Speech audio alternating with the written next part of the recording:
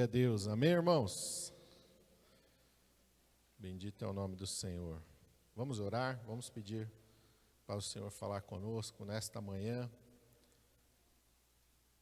Feche teus olhos, curve a sua cabeça. Pai, em nome de Jesus, nós estamos diante de Ti, Senhor. Meu Deus, e que maravilhoso, ó Senhor, é o Teu mover no nosso meio, Pai. Meu Deus, podemos sentir a Tua presença, Senhor. Desde o início, Senhor, Tu estás manifestando a Tua presença neste lugar, ó Pai. E nós queremos muito mais, ó Senhor. Queremos mais, ó Senhor, de Ti, queremos mais da Tua unção, queremos mais do Teu Santo Espírito. Queremos, ó Pai, que o Senhor continue falando agora através da pregação da Tua palavra. Usa a minha vida, Senhor, e Pai, que os nossos ouvidos estejam atentos para ouvir a Tua voz e que o nosso coração seja aquela terra boa, na qual a Tua palavra, Senhor, tenha condições de frutificar a 100 por 1. É o que nós te pedimos nesta manhã, Pai. Prende o nosso pensamento cativo ao Senhor. Que nós possamos estar agora ligados ao Senhor no trono da glória, para que nós possamos receber tudo aquilo que o Senhor tem para nós nesta manhã. É o que nós te pedimos em nome de Jesus. Amém. Amém? Vamos abrir as nossas Bíblias no livro do profeta Zacarias, no capítulo de número 4.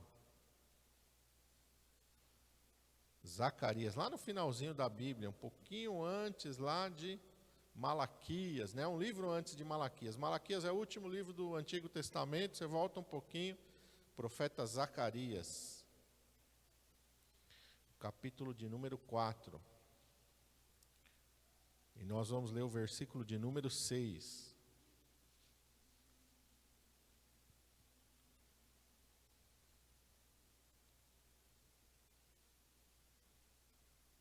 Todos acharam? Amém? Está escrito assim: E respondeu e me falou, dizendo: Esta é a palavra do Senhor a Zorobabel, dizendo: Não por força, nem por violência, mas pelo meu Espírito, diz o Senhor dos Exércitos.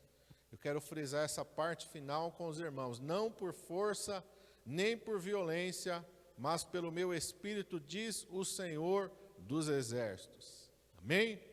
Quem é esse Zorobabel a quem essa palavra do Senhor está sendo dirigida? Zorobabel é um dos que voltou do cativeiro, ele é um príncipe, ele é da linhagem real de Davi. E ele tem ali sobre ele a responsabilidade de governar o povo. Sobre ainda os babilônios, sobre os persas, mas ele é da linhagem real. E a mensagem de Deus para ele era para que ele reconstruísse o templo do Senhor. Nós vimos ali que quando Neemias volta, Neemias reconstrói os muros, começa a reconstruir em volta para garantir segurança e estabilidade para Jerusalém. O templo tinha começado a ser construído um pouquinho antes, quando Esdras voltou. Mas até nos dias depois de Zorobabel, que vem um pouquinho depois, o templo ainda não tinha sido terminado. Havia muita intriga, disputa política, muitas coisas. Mas a mensagem do Senhor para Zorobabel foi: não por força, nem por violência, pelo meu Espírito. E o que Deus quis dizer para Zorobabel? E o que o Espírito Santo quer falar conosco nesta manhã? Todos nós enfrentamos lutas, todos nós enfrentamos dificuldades e problemas na nossa vida. Todos nós temos problemas. Todos nós estamos aí olhando para as coisas que estão acontecendo nos nossos dias, é a pandemia, é tantas coisas acontecendo. Mas no nosso dia a dia nós temos problemas, nós temos lutas. Mas a mensagem do Senhor é que nós temos que agir pelo Espírito do Senhor. E o Senhor me levou a 2 Crônicas, eu quero ir com vocês a 2 Crônicas, capítulo 32. Porque sempre que Deus dá uma direção, a gente tem que se perguntar: Senhor, mas como é que é isso? Me explica, me fala. Né? A gente precisa entender aquilo que Deus está falando. As coisas de Deus não podem entrar por um ouvido e sair pelo outro.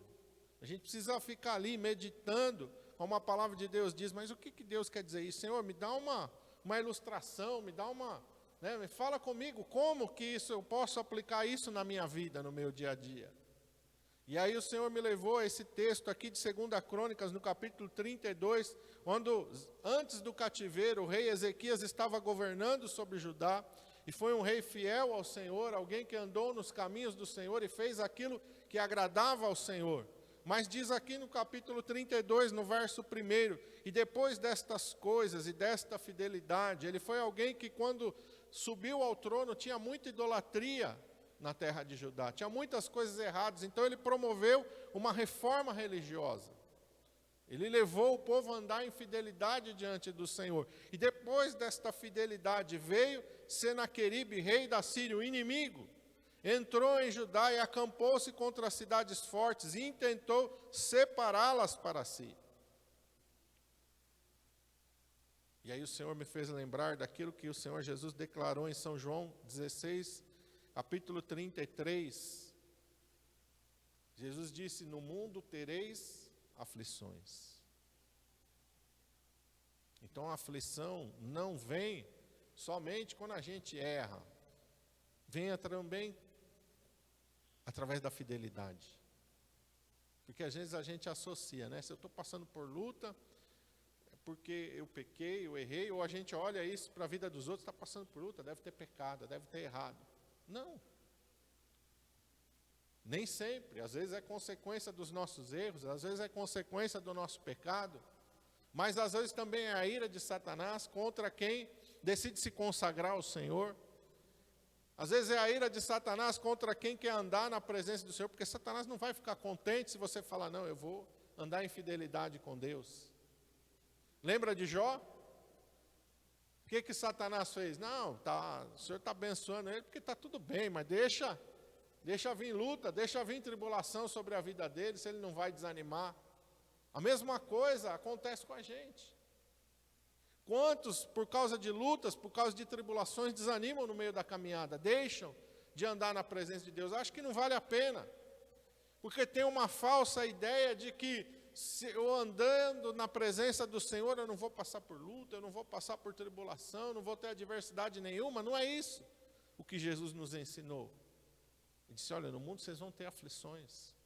Olha para a vida de Jesus. Jesus foi perseguido, Jesus foi rejeitado. Isaías 53 é um bom texto para a gente olhar para a vida de Jesus e entender tudo que Jesus passou. Ele não tinha formosura, ele não tinha parecer que chamasse sua atenção, nenhuma beleza víamos nele para que o desejássemos. Ele foi rejeitado, ele foi humilhado. Homem de dores, que sabe o que é padecer. Esse foi o Senhor Jesus. Tira aquela ideia de Hollywood, que eles põem um ator bonito, né? E parece que onde Jesus passa, todo mundo para ver ele, todo mundo aplaude, né? Isso aí que mostra nos filmes. Jesus, quando chega na sua própria cidade que ele morava, a Bíblia diz que ele não pode fazer muitos milagres ali, por causa da incredulidade do seu povo.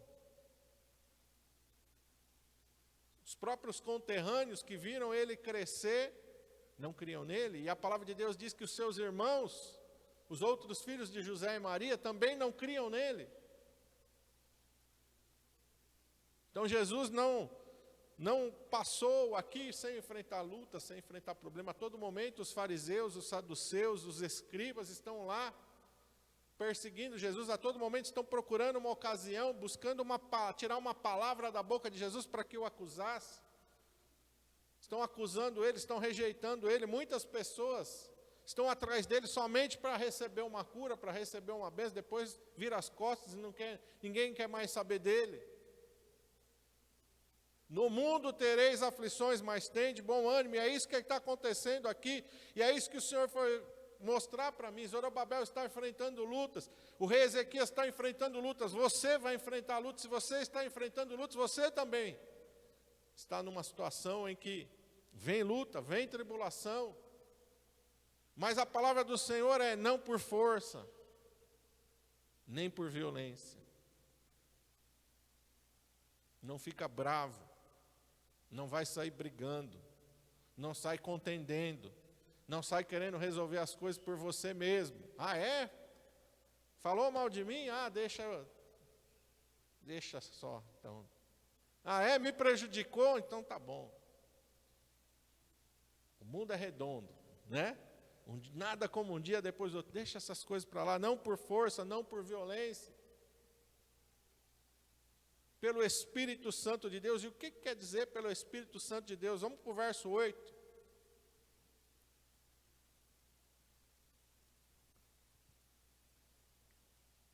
O que Ezequias fez? Ezequias está falando aqui com o povo. Com ele está o braço da carne, mas conosco o Senhor nosso Deus, para nos ajudar e para guerrear as nossas guerras. E o povo descansou nas palavras de Ezequias, rei de Judá. Que mais que Ezequias fez?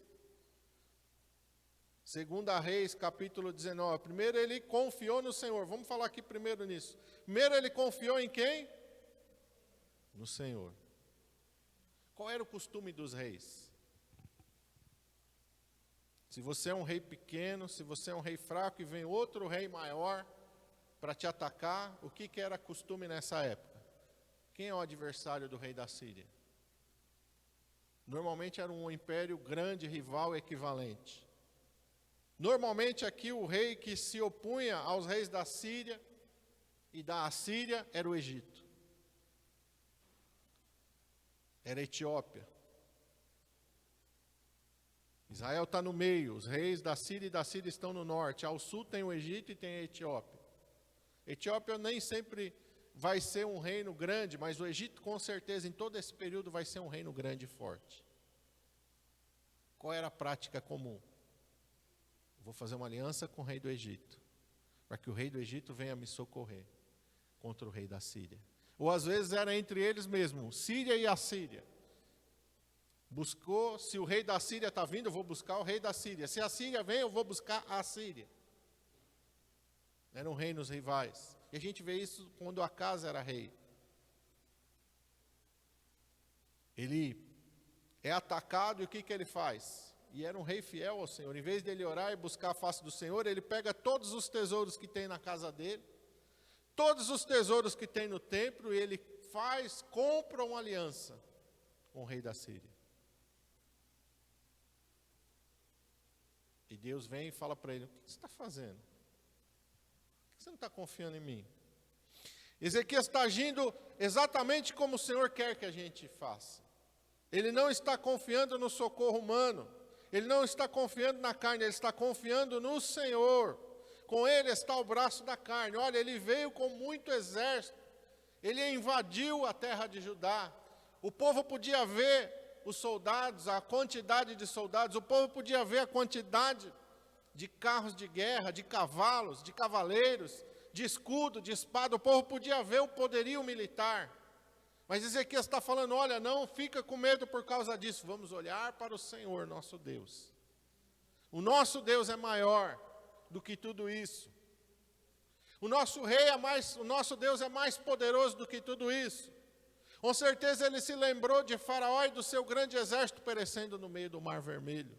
Com certeza ele se lembrou da vez que o profeta Eliseu está ali revelando aquilo que está pensando os reis da Síria. E o rei manda o exército para cercar a cidade, e está ali o profeta Eliseu, e Deus então manda um exército muito maior de anjos, de carros, de cavalos de fogo, e fere ainda o exército da Síria de cegueira.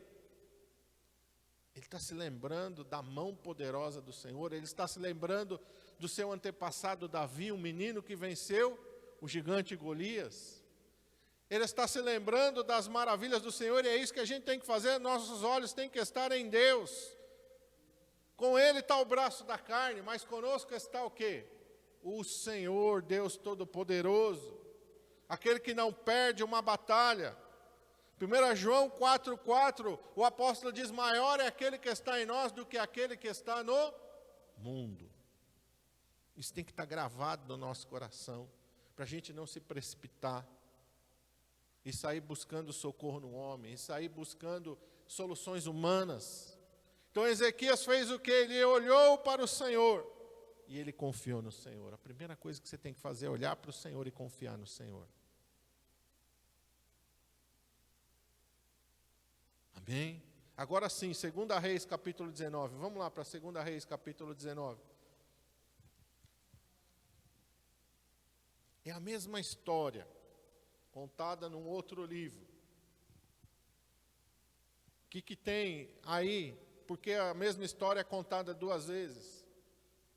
Porque uma história é contada de um ponto de vista, outra história é contada de outro ponto de vista. E Deus permite isso para que a gente tenha mais detalhes e mais riquezas nos relatos. 2 Reis 19 vai nos mostrar que, além de falar com o povo, Ezequias fez algo maravilhoso. Versículo 14 diz assim: recebendo, pois, Ezequias as cartas das mãos dos mensageiros, que o rei da Assíria não somente invadiu Judá, ele mandou o comandante do seu exército ir até os muros de Jerusalém, desafiar o rei Ezequias e desafiar Deus. E ele diz: olha, não vos engane, Ezequias, fazendo-vos confiar no Senhor, porque eu já venci muitos povos, eu já venci muitas nações, inclusive venci os seus deuses. Quem é o Deus de vocês? Vocês acham que o Deus de vocês vai livrar vocês da minha mão? Onde estão os deuses? E aí ele vai citando: onde estão os deuses dessas nações? Que eu venci, que eu derrotei. Não vos engane, Ezequias, ele queria que o povo se rendesse. Mas Ezequias fez o quê? Recebendo estas cartas de ameaça, ele faz o quê? Lendo-as, ele subiu à casa do Senhor. E Ezequias as estendeu perante o Senhor. Verso 15, Ezequias orou ao Senhor.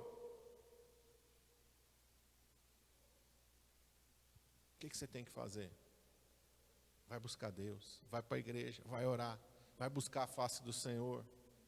Porque muitas vezes, quando nós estamos passando por lutas e tribulações, o diabo junta, ele coloca uma sementezinha maligna do desânimo. Ah, não vai na igreja não. Nossa, você está tão cansado, você está passando por tanta luta, você está passando por tanto problema. Você não precisa ir hoje na igreja. Fique em casa. Ah, não ora não. Nossa, você está cansado. Nossa, você está triste. Nossa, você está abatido. Não ora não. Não lê a Bíblia não. Olha, deixa isso aí para lá um pouquinho.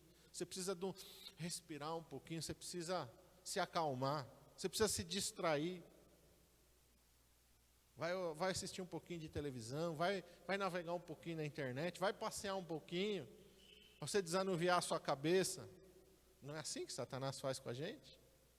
Vai na igreja hoje não, vai passear um pouquinho, não vai buscar Deus não, você faz isso todo domingo. Um dia que você não for, e agora sim você está passando por muito problema, sabe?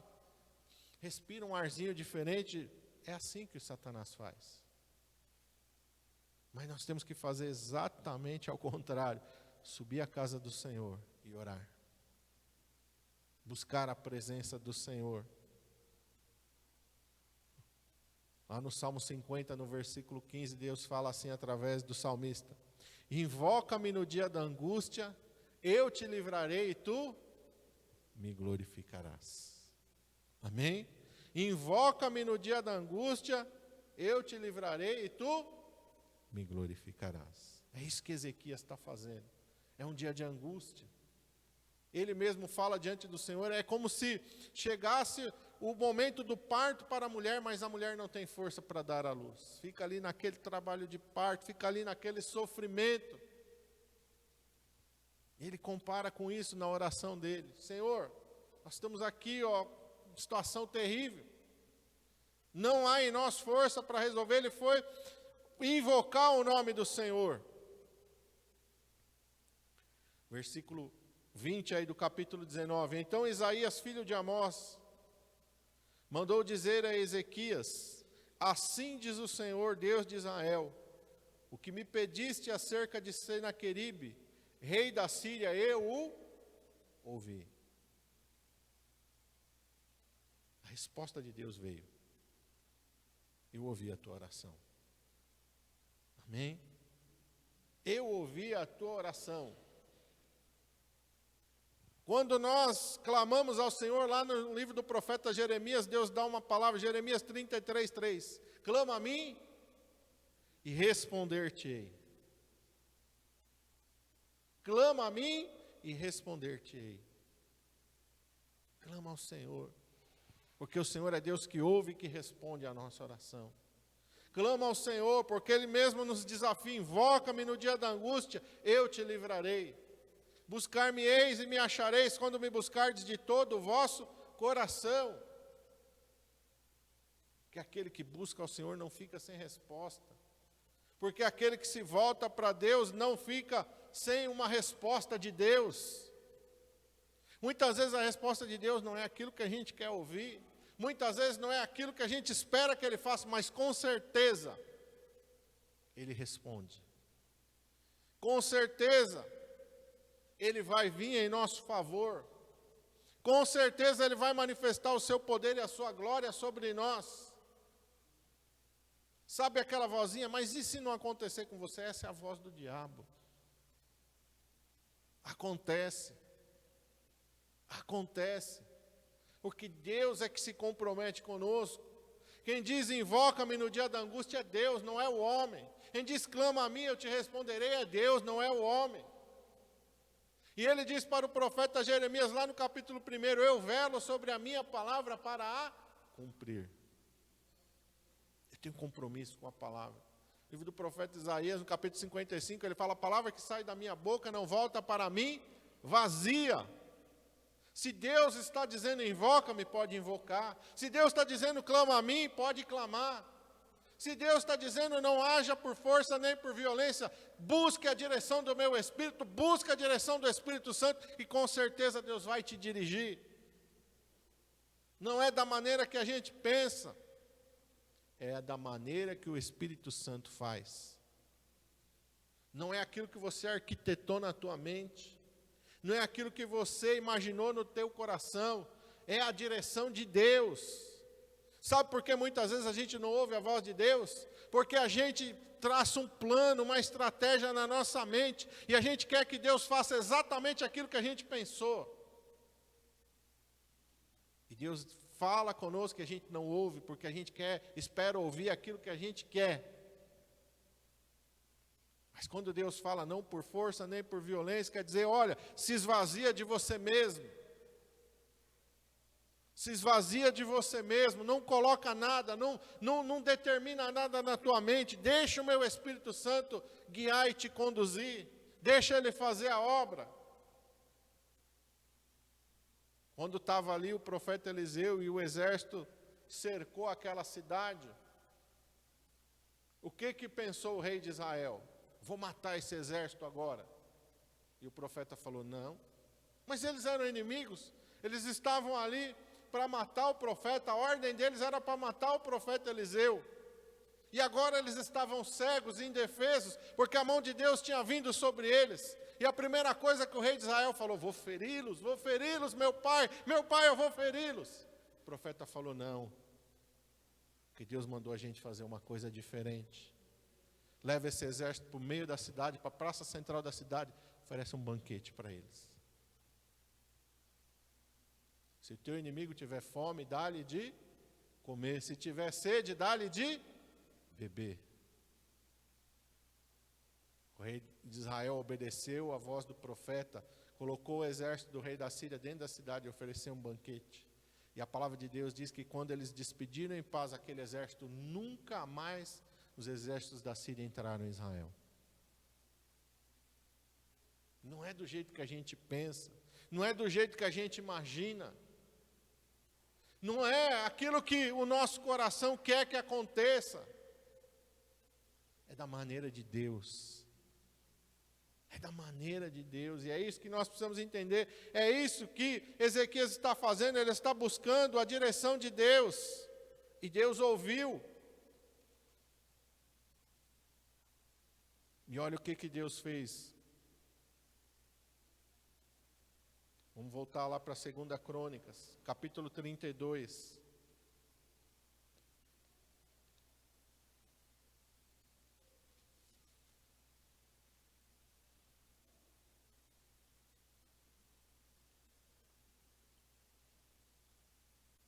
Versículo 22 agora.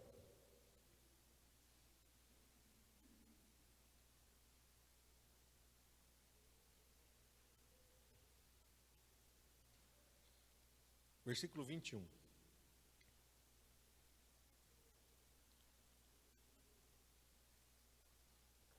Então o Senhor enviou um anjo que destruiu todos os varões valentes e os príncipes e os chefes no arraial do rei da Síria E este tornou com vergonha de rosto a sua terra.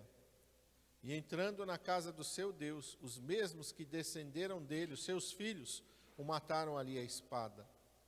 Assim livrou o Senhor a Ezequias e aos moradores de Jerusalém, das mãos de Senaqueribe, rei da Síria, e das mãos de todos, e de todos os lados os guiou. E muitos traziam presentes a Jerusalém, ao Senhor, e coisas preciosas a Ezequias, rei de Judá, de modo que depois disso foi exaltado perante os olhos de todas as nações. O que Ezequias fez para vencer? Buscou o Senhor. Não precisou desembainhar a espada, não precisou sair com seus exércitos, não precisou ser ferido, não precisou ver os seus amigos, os seus chegados morrerem. Orou. E Deus enviou o seu anjo. Deus pelejou por eles. Você quer sair pelejando por você mesmo? Ou você quer que Deus peleje por você? Você quer experimentar aquilo que Paulo escreveu? Se Deus é por nós, quem será contra nós? Mas para fazer isso, você não pode sair precipitado agindo. Você não pode querer resolver as coisas. Muitas vezes nós somos precipitados. A gente quer resolver, acontece alguma coisa, a gente já tem tudo programado na nossa vida. Sabe qual é o nosso problema? A gente só deixa para orar se as coisas derem errado. Aconteceu alguma coisa, você já pensa, não, agora eu vou fazer isso, vou fazer aquilo, e a gente resolve do nosso jeito. A gente só para orar se tudo deu errado. Se tudo deu errado, a gente fala, nossa, meu Deus, e agora? O que eu vou fazer? Eu vou orar. Está errado. A gente tem que orar antes. Surgiu um problema, vai orar, Senhor, me guia aqui, Senhor, estou querendo agir, mas, Senhor, me dá a tua direção, não me deixa eu me precipitar. Vamos lembrar de Josué entrando para possuir a terra.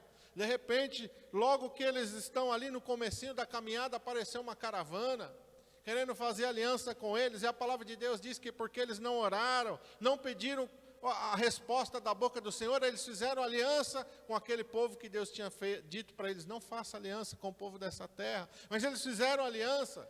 Por que eles fizeram aliança? Porque não oraram.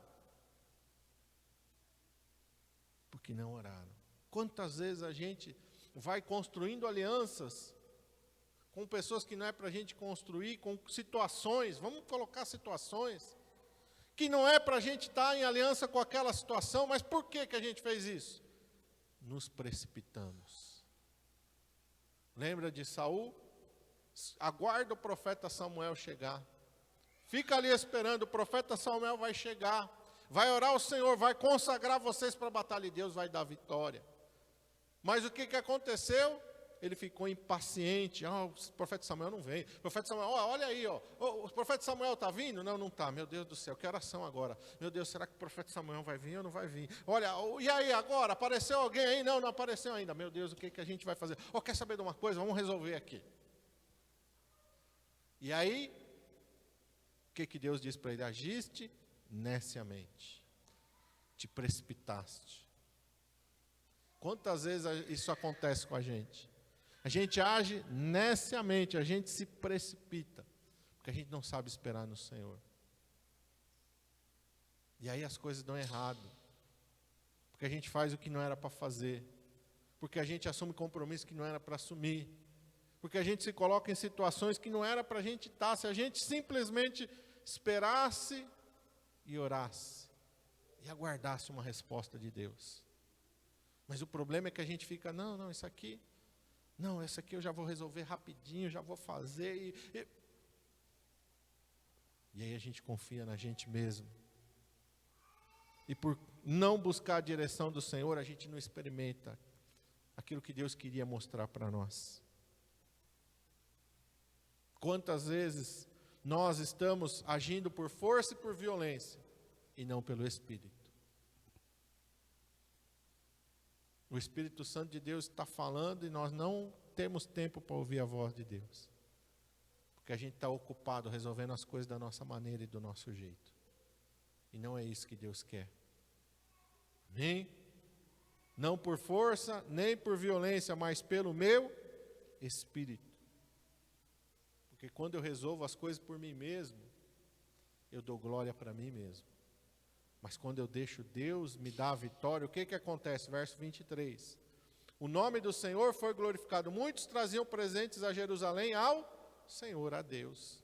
Porque viram que Deus livrou Ezequias. Porque souberam que foi Deus quem enviou o seu anjo e venceu o exército do rei da Síria. Não foi a estratégia militar de Ezequias. Não foi as muralhas de Jerusalém. O nome do Senhor foi glorificado. Muitas vezes nós roubamos a glória de Deus. Porque nós agimos por conta própria. E depois a gente fala, nossa, graças a Deus que eu sou uma pessoa ligeira. Graças a Deus que eu sou assim, comigo é pai pum. Quem disse que a glória é para você? Quem disse que você tem que receber elogio? Você tem que se esvaziar de você mesmo. E você tem que buscar a direção de Deus. Feche os teus olhos, curve a tua cabeça. Pai, em nome de Jesus, como nós precisamos de Ti, Senhor. Como nós precisamos ouvir a Tua voz, Senhor. Como nós precisamos nos esvaziar de nós mesmos, Senhor. Como precisamos, ó Senhor amado, deixar de agir por força e por violência. De confiar no braço da carne, como Ezequias falou. Às vezes nós confiamos no braço da carne. E não confiamos no Senhor. Senhor, nos ajuda, Pai.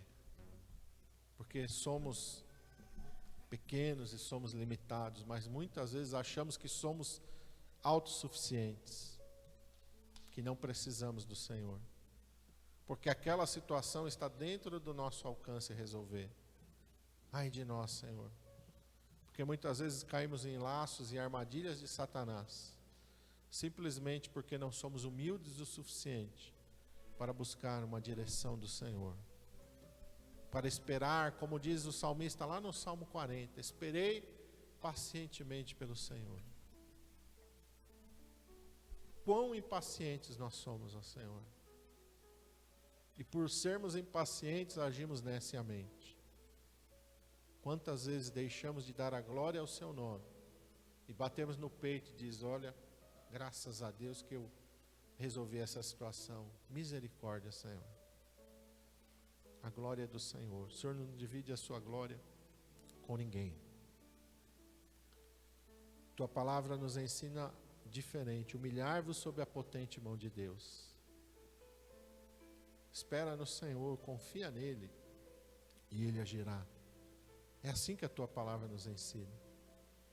Buscar a tua face, o teu reino e a tua justiça em primeiro lugar. É assim que nós somos instruídos, ó Pai. Não somos instruídos a fazer as coisas precipitadamente. Não somos instruídos a tomar decisões sem orar. Não somos instruídos a resolver as questões na base da violência, da briga. E quantas vezes nós resolvemos na base da briga? Descemos do salto, como se diz aí popularmente. Levantamos a nossa voz. Deixamos a ira tomar conta do nosso coração. E fazemos as coisas da maneira que não agrada ao Senhor. Quando o Senhor disse para Josué ser forte e corajoso, não foi para que ele empunhasse uma espada e ferisse os seus inimigos. Isso o Senhor o capacitou para fazer, mas quando o Senhor falou lá, ser forte e corajoso para fazer tudo quanto eu tenho te falado, precisa ser muito mais forte, muito mais corajoso, para saber refrear a nossa língua, para saber refrear os nossos impulsos. Precisa ser muito forte e corajoso, para esperar pacientemente pelo Senhor, para buscar uma direção em Deus. Por isso a tua palavra diz que tem mais valor diante do Senhor aquele que domina o seu espírito do que aquele que conquista uma cidade. Tem muito mais valor aquele que sabe se humilhar na tua presença, aquele que sabe reconhecer que sem ti ele não é nada. Senhor, quão nós precisamos de Ti, o quanto precisamos de Ti, quanto precisamos do Teu Espírito Santo. Quebranta-nos, ó Senhor. Quebranta-nos, Senhor. Quebranta-nos e quebranta-nos, ó Pai. Quebranta-nos, ó Pai. Este mundo nos ensina a ser autossuficientes, mas o Teu Evangelho nos ensina a ser totalmente dependentes de Ti, Senhor. Somos os ramos enxertados na videira verdadeira. Não é o ramo que sustenta a árvore, é a árvore que sustenta o ramo. Não é o ramo que faz e acontece. O ramo simplesmente recebe vida da árvore. Senhor, nos ensina a sermos obedientes, fiéis, submissos à Tua vontade, Pai. Completamente entregues nas Tuas mãos, vazios de nós mesmos, vazios de arrogância, vazio do orgulho, Senhor, da autossuficiência. Nos ensina a ser totalmente dependentes de Ti, Pai. É o que nós te pedimos em nome de Jesus.